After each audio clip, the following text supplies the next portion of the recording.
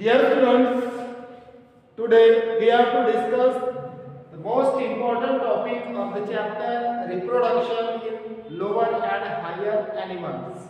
That is gametogenesis. You know very well there are two types of gametes, male gametes and female gametes. Means the formation of gametes into the gonads is known as gametogenesis. You know very well in human being, the male gamete is sperm and the female gamete is ovum or egg. So first of all, we have to discuss the spermatogenesis. Spermatogenesis means formation of sperm from the primordial germ cell found in germinal epithelium of seminiferous tube. जैसा कि हम लोग जानते हैं testis के अंदर, testis एक human male gonad होता है, वहाँ पर सेमिनिफेरस ट्यूबुल्स होते हैं और सेमिनिफेरस ट्यूबुल की जो आउटरमोस्ट बॉर्डर होती है वहाँ पर जर्मिनल एपिथेलियल सेल्स होते हैं जो एक्चुअली स्पर्म के प्राइमरी सेल्स होते हैं। तो what is mean by spermatogenesis? Formation of sperm. The first primordial cell or first cell of sperm is found in the seminiferous tubule germinal epithelium. It undergoes three types of stages or phases during spermatogenesis. First phase is multiplication phase, second phase is proliferative phase and third phase is maturation phase. तो सबसे पहले हमको यह समझना है कि gametogenesis होता है या स्पर्मेटोजेनेसिस होता है तो तीन फेजेस में कंप्लीट होता है, मल्टीप्लिकेशन फेज, प्रोलिफरेटिव फेज और थर्ड है मैचुरेशन फेज। तो हमको सबसे पहले यह समझना है कि तीनों फेज में एक्चुअल में होता क्या है। तो फर्स्ट पहले हमको यहाँ मल्टीप्लिकेशन फेज में बताना है कि this primordial cells of sperm of germinal epithelium undergoes number of repeated mitotic division. Means they undergoes number of repeated mitotic division. Actual में ये जो primordial cell होती है ये होती है diploid. These primordial cells are actually diploid and they undergoes number of repeated mitotic division to form diploid spermatogonium in the multiplication phase. समझ में आया क्या बोल रहे हैं कि मल्टीप्लिकेशन फेज में primordial cells of sperm undergoes mitosis, repeated mitotic divisions to form spermatogonium. This is the multiplication phase. Look at here, this diploid primordial cells undergoes repeated mitotic division. Means simple से बोल सकते हैं हम यहाँ पर क्या होता है, mitosis to form all diploid spermatogonium and this is the multiplication phase. Then in second phase known as proliferative phase or growth phase, इसी phase को proliferative phase बोलते हैं या फिर growth phase बोलते हैं, जिसमें out of many spermatogonium some of the spermatogonium undergoes growth and development. They increase in size and increased sized spermatogonium is now known as primary spermatocyte. समझ में आया? Some of the spermatogonium out of many spermatogonium undergoes growth and development during proliferative phase to form primary spermatocyte. Means spermatogonium की growth होती है, उनका size और shape increase होता है और उसके बाद में हम उनको बोलते हैं primary spermatocyte. This primary spermatocyte is also diploid. There is no reduction, ये भी कैसा रहेगा, diploid. At the third phase known as maturation phase, here the process of meiosis takes place. यहाँ पे कौन सी प्रोसेस होती है, तो मियोसिस। तो मियोसिस हमको पता है मियोसिस 1 होता है और मियोसिस 2 होता है।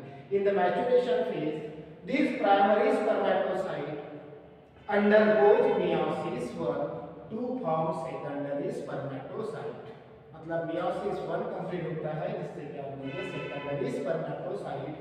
this secondary spermatocyte is now haploid, जबकि primary spermatocyte कैसे थे, diploid। they having diploid set of chromosome, but here chromosome number are reduced because there is a takes place of meiosis 1 तो यहाँ पे जो सेकेंडरी स्पर्मेटोसाइट फॉर्म होंगे actually कैसे रहेंगे, haploid. Then these haploid secondary spermatocyte undergoes meiosis II to form number of spermatids,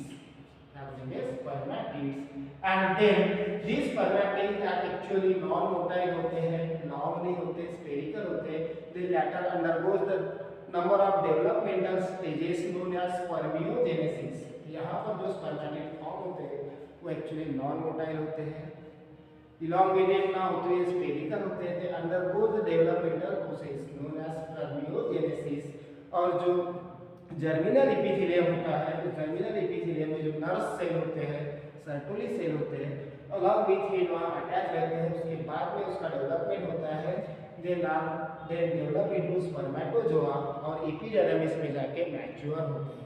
तो इस तरीके से स्पर्मेटोजेनेसिस जो है वो 3 स्टेजेस में कंप्लीट होता है, multiplication, proliferation and maturation. Multiplication में माइटोसिस होता है, प्रोलिफरेशन में ग्रोथ होती है और मैच्योरेशन में मियोसिस 1 और मियोसिस 2 कंप्लीट होता है। तो फाइनली स्पर्मेटोजेनेसिस की जो प्रोसेस है ये होती है टेस्टिस में कंप्लीट। ओके, देन इसी तरीके से सेम हम पढ़ते हैं oogenesis। This is also known as gametogenesis। Here formation of egg or ovum takes place, hence it is known as oogenesis। तो जैसे यहाँ पे हमने 3 स्टेजेस पढ़े, ये सेम स्टेजेस होती है oogenesis में। डिफरेंस ये है कि oogenesis होता है ओवरी में, फीमेल गोनैड में, स्पर्मेटोजेनेसिस होता है टेस्टिस में, मेल गोनैड में। बाकी मैकेनिज्म हियर अबाउट सेम है। यहाँ पर भी 3 फेजेस है, मल्टीप्लिकेशन फेज जिसमें प्राइमरी जर्म सेल और प्रिमोडियल सेल्स ऑफ एग जो ओवरी के जर्मिनल एपिथेलियम में होते, कॉर्टेक्स में होते, they undergoes number of mitotic division. They also undergoes number of mitotic division to form diploid oogonia। primordial cell भी initially कैसे होती है, diploid। here oogonium is also diploid which is formed by mitosis। these primordial cells undergoes mitosis to form oogonium in the multiplication phase। then these oogonia, of the many oogonium, only some of the oogonium or only one oogonium undergoes growth and development to form primary oocyte। मतलब बहुत सारे oogonia form होते हैं mitosis में, तो उसमें से सिर्फ only one oogonium can undergoes growth and development to form primary oocyte during proliferative phase। तो ये जो प्राइमरी oocyte जो यहाँ पे फॉर्म होता है ये भी होता है डिप्लॉइड। ये भी कैसा होगा, diploid. Then in third phase, that is maturation phase, here this primary oocyte undergoes meiosis 1 and meiosis 2 to form secondary oocyte and ovum। तो यहाँ पे इन दोनों को अगर हम कंपेयर करते हैं तो आपको डिफरेंस दिखेगा कि यहाँ पर जो स्पर्मेटिड्स बनते हैं जो एक्चुअली हैप्लॉइड होते हैं, they all are equal, same होते हैं। लेकिन यहाँ पे आप देखो primary oocyte undergoes meiosis 1 to form 2 cells। meiosis 1 में जाता है तो उसके बाद में यहाँ 2 cells बनते हैं, but these 2 cells are unequal। एक सेल स्मॉल होती है, एक सेल लार्ज होती है।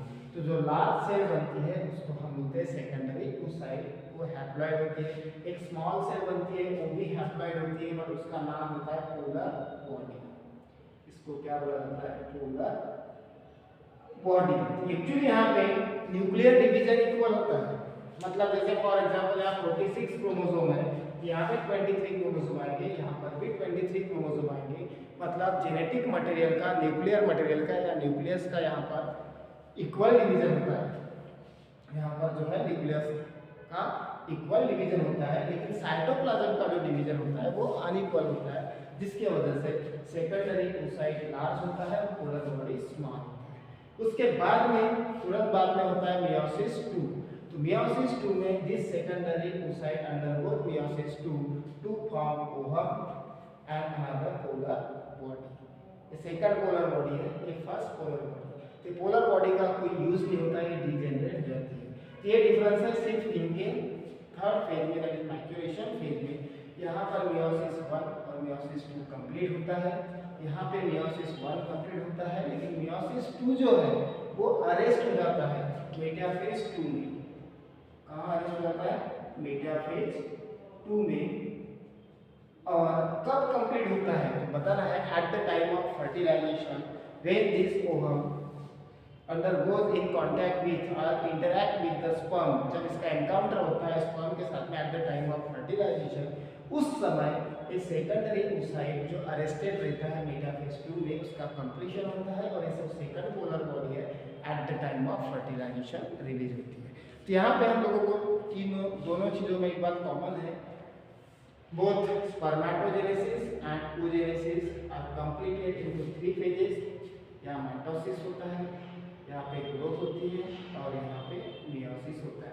इसका मियोसिस 2 कंप्लीट होता है, इसका मियोसिस 2 अरेस्ट होता है। तो एक्चुअली जैसा हम पढ़ते हैं मेंस्ट्रुअल साइकिल में कि जो 14th डे ओवुलेशन होता है, ग्राफियन फॉलिकल रप्चर होके जो एक बाहर निकलता है या ओवम बाहर निकलता है, वो एक्चुअली ओवम ना होते हुए वो होता है सेकेंडरी oocyte। मींस मेटाफेज 2 में अरेस्ट होता है, उसका मियोसिस 2 कंप्लीट नहीं होता।